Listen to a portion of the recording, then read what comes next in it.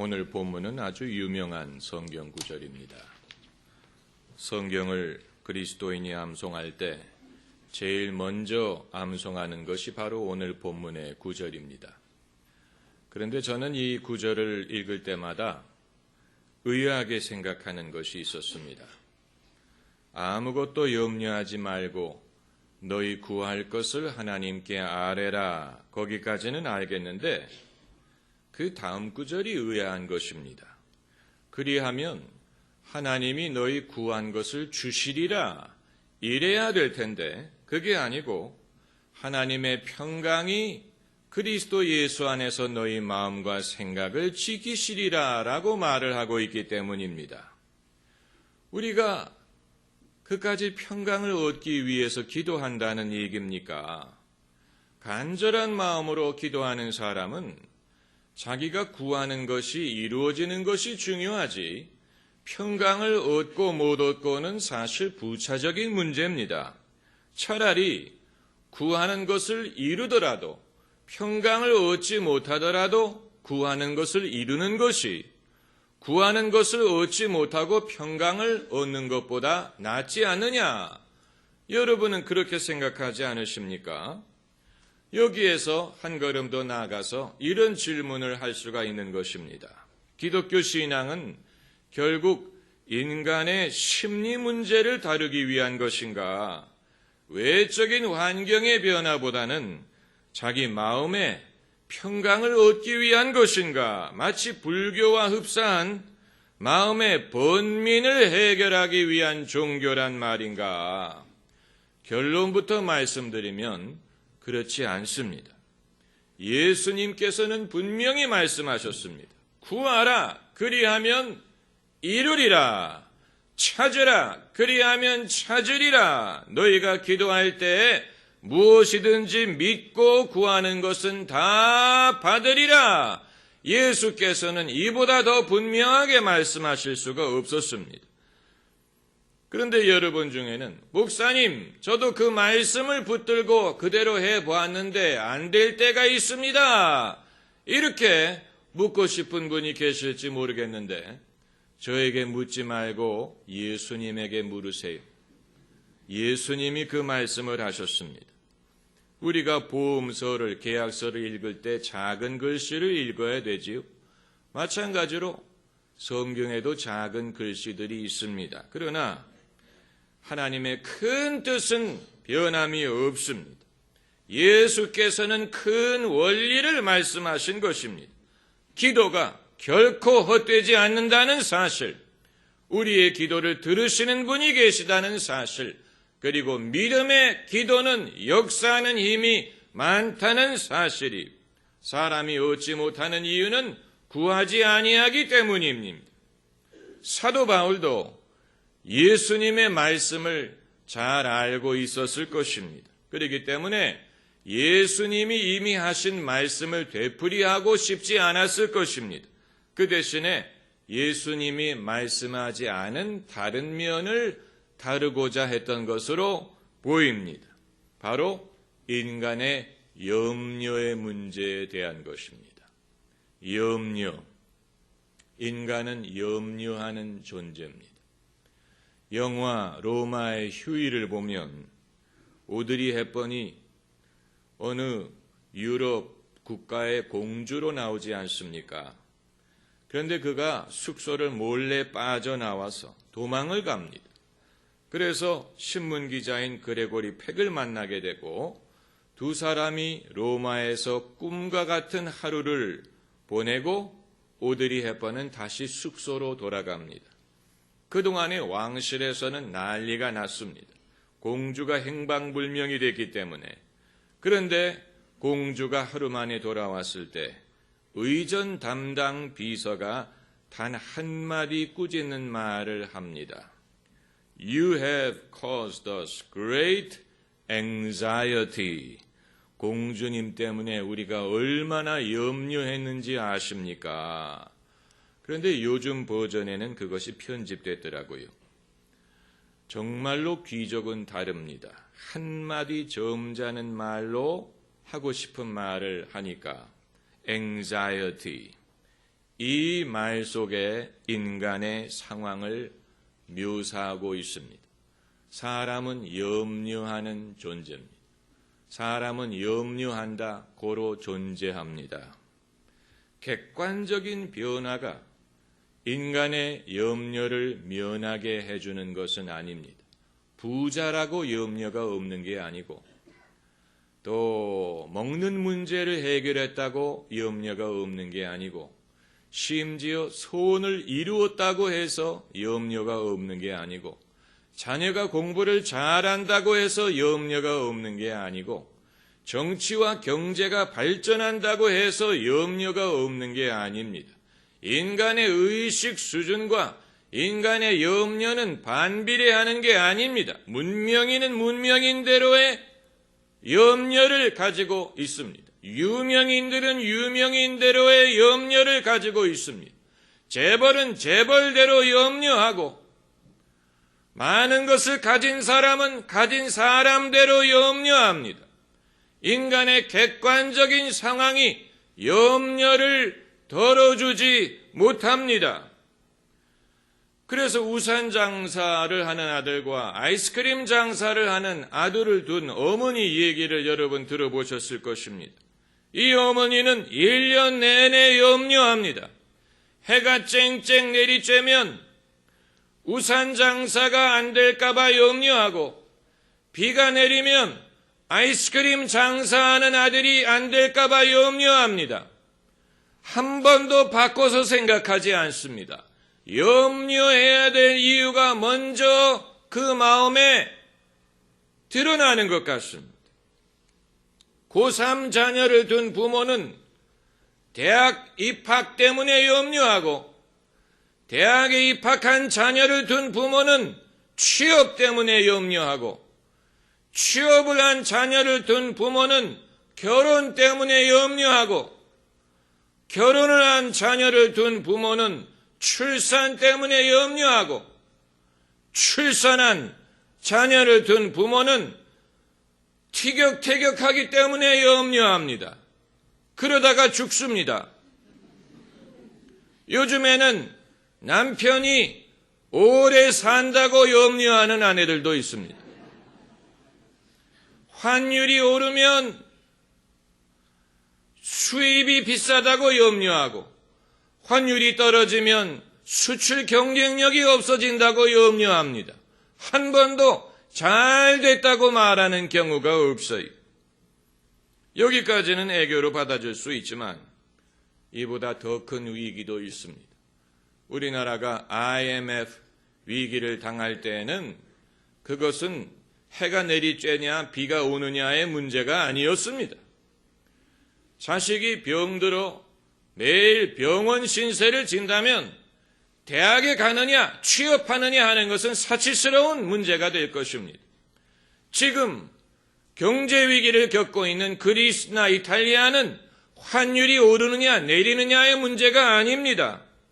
정말로 앞이 안 보일 때가 있습니다. 정말로 마음에 근심이 쌓일 때가 있습니다. 이것은 죽느냐 사느냐의 문제예요. 그럴 때는 기도밖에 없습니다.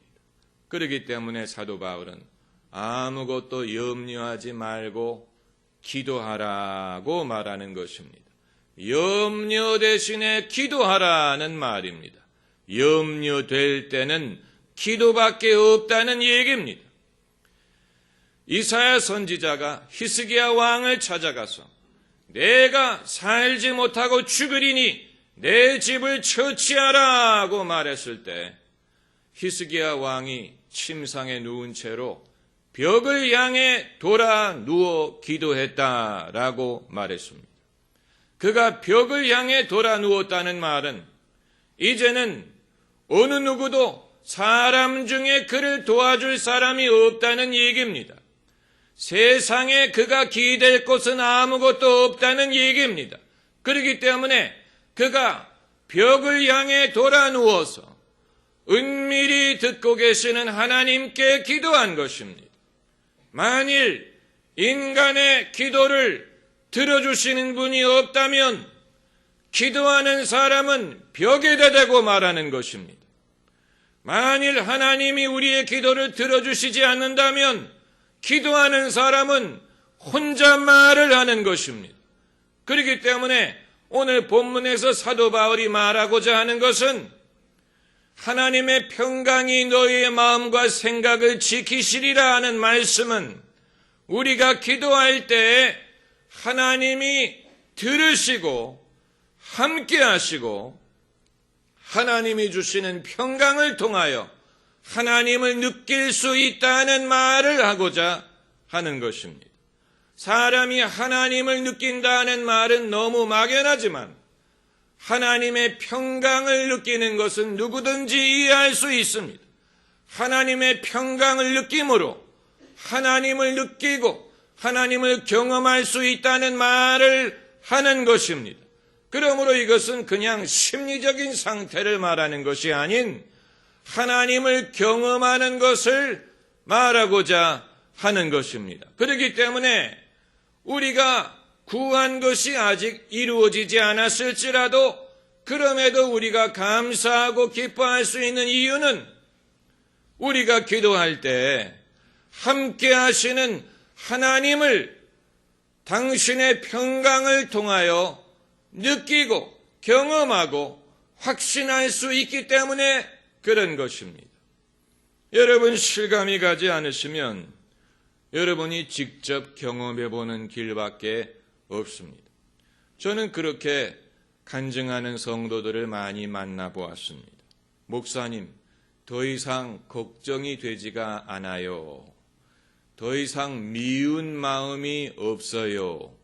마음이 평안해요. 여러분, 그것만 해도 대단한 은혜입니다. 더 이상 걱정이 되지 않을 때, 더 이상 미운 마음이 없을 때, 마음이 평안이 올 때, 아마 모르긴 몰라도 백만장자 중에 돈으로 이런 평강을 살 수 있다면 얼마든지 돈을 지불할 사람이 있을 것입니다. 이 세상에 험한 길 가는 동안 참된 위로가 어디 있나? 우리 모두 다 예수를 친구 삼아 참 평화를 누리겠네. 추수감사절에는 두 가지 요소가 있습니다. 첫째는 추수요, 둘째는 감사합니다. 먼저 추수. 우리가 도시인이라고 해서 추수와 상관이 없는 게 아닙니다. 물론 농사 짓는 분이 계시기 때문에 우리가 먹고 사는 그런 면도 있지만 심고 거두는 원리는 모든 일에 적용이 됩니다.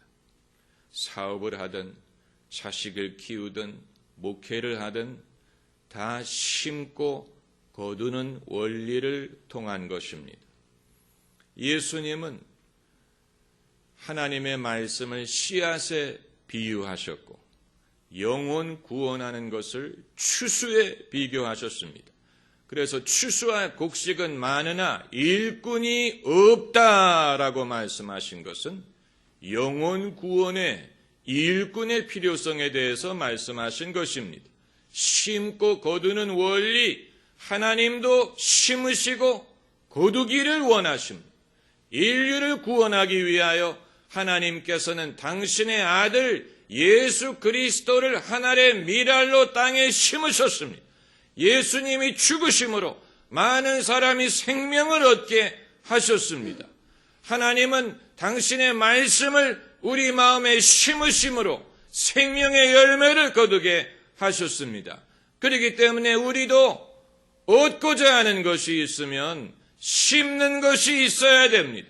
많이 심으면 많이 거두고 좋은 것을 심으면 좋은 것을 거둘 수 있습니다. 우리가 거두는 것이 없다면 심지 않았기 때문에 그런 것입니다. 그리고 심었다면 반드시 열매 맺을 것을 믿고 기다려야 됩니다. 때가 이름에 거두리라고 말씀하셨습니다. 그리고 두 번째 요소는 감사입니다. 감사. 우리가 외국어를 배울 때 제일 먼저 배우는 표현 중에 하나가 감사합니다. 이것은 우리에게 문화적인 충격으로 다가왔지요. 왜냐하면 우리말에는 감사하다는 표현이 그렇게 널리 쓰이지 않았는데 외국어를 배우면서 그들은 지극히 작은 일에도 서로 감사하다는 사실을 언어를 통해서 알게 되었습니다. 그래서 우리가 얼마나 서로에게 무뚝뚝하고 또 서로에게 베푸는 사랑과 친절을 당연하게 생각하는지를 깨닫게 되었을 것입니다.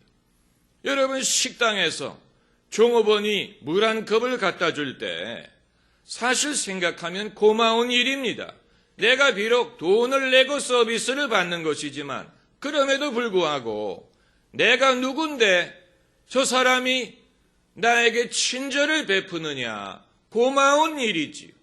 그걸 당연하게 생각하면 안 됩니다. 일평생 아내가 해주는 밥을 얻어먹으면서 한 번도 고맙다는 말을 하지 않는 남편은 아내를 가정부 취급하는 것입니다. 직장에서 직원이 내가 시키는 일을 해줄 때 한 번도 고맙다는 말을 하지 않는 사람은 직원을 종으로 취급하는 것입니다. 내가 누구간데 누가 나에게 물도 떠다주고 밥도 해주고 시키는 일도 해줍니까? 내가 무슨 타고난 VIP입니까? 내가 타고난 황태자입니까? 설사 그렇게 태어났다고 하더라도 대통령도 문 열어주는 사람에게 고맙다라고 말을 합니다. 예수님은 하나님의 아들이시지만 섬김을 받으려 오신 게 아니고 섬기려 오셨습니다. 지위가 높을수록 더 낮아지고 지위가 높을수록 더 많은 사람의 도움을 받고 있다는 사실을 우리가 알아야 되는 것입니다. 예수님 말씀에 지극히 작은 자에게 하는 것이 곧 누구에게 하는 것이라? 나에게 하는 것이라고 하셨어요. 그렇기 때문에 작은 자에게 고마워하지 못하는 사람은 하나님에게도 고마워하지 않습니다. 하나님에게 감사한다는 것을 신학적으로 생각할 게 아니고 지극히 작은 사람에게 감사할 줄 아는 사람이 하나님에게도 감사할 수 있는 것입니다. 감사할 줄 모르는 사람은 어떤 사람이냐? 매사를 당연하게 생각하는 사람. 매사를 권리, 또 권한, 자신의 주장으로 생각하는 사람입니다. 그래서 내가 내 돈 내고 서비스를 받는데 당연하지 않느냐? 내가 수고해서 돈을 받는데 당연하지 않느냐? 모든 것을 당연하게 생각합니다. 권리의 차원에서 생각합니다. 그래서 이런 사람은 감사할 줄 모르는 것뿐만이 아니고 다투면서 삽니다. 왜 더 나에게 많이 주지 않느냐? 왜 나에게 친절하지 않느냐? 왜 이것밖에 못하느냐? 다투면서 삽니다. 그리고 두 번째로 감사할 줄 모르는 사람은 나는 이것보다 낫다라고 생각하는 사람입니다. 나는 여기 있을 사람이 아니다. 나는 이것보다 더 나은 대우를 받을 사람이다. 나는 당신들과 다르다. 이렇게 생각하는 사람은 감사하지 않습니다. 이런 사람은 감사하지 않는 것뿐만이 아니고 늘 불평하고 적응하지 못하고 뿌리를 내리지 못하고 고독합니다. 나는 이보다 낫다. 나는 여기 있을 사람이 아니다. 그것처럼 불행한 생각은 없습니다. 반대로 감사할 줄 아는 사람은 매사를 권리가 아닌 은혜로 생각할 수 있는 사람입니다. 그렇기 때문에 공부를 잘하는 아이보다는 공부를 약간 못하는 아이가 더 은혜를 압니다. 나는 공부 별로 안 했는데 아는 문제가 나왔다. 이래야지. 나는 공부 더 열심히 했는데 이 성적은 당연한 거야.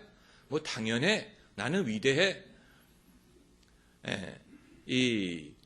난 한 일이 없는데 이런 대접을 받아도 됩니까? 라고 생각하는 사람이 감사할 수가 있는, 은혜를 생각하는. 그리고 두 번째는 자기 자신을 낮출 줄 알고 자기의 눈높이를 낮출 줄 아는 사람이 감사할 수 있습니다. 어느 신문 기사를 보니까 한국의 낮은 출산율에 대한 글을 써놨는데, 우리나라의 출산율이 낮은 이유 중에 하나는 결혼을 하지 않기 때문에 그런 것입니다. 결혼을 하지 않으니까 당연히 아이를 낳지 않은 것입니다. 그럼 왜 결혼을 하지 않느냐?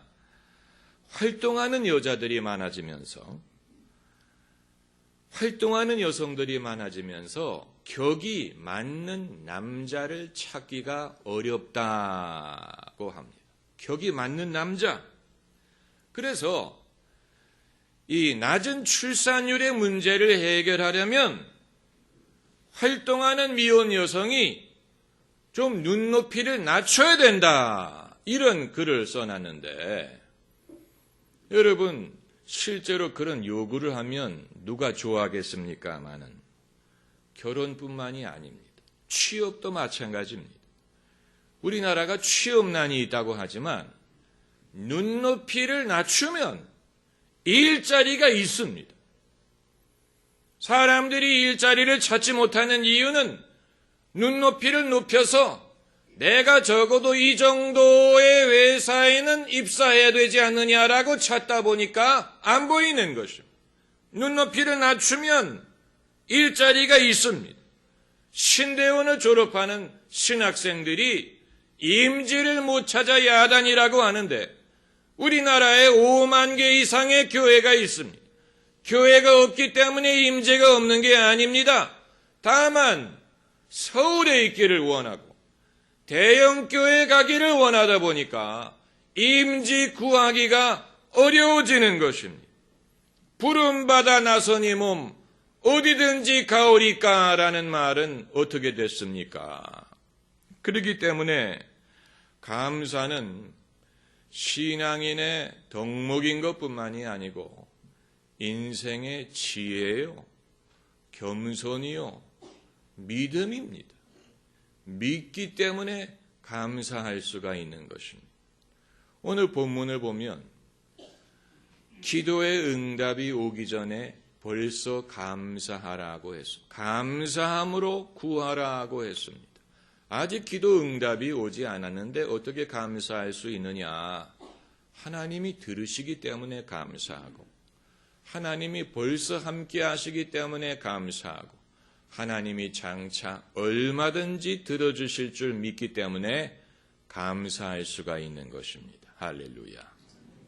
기도하십시다.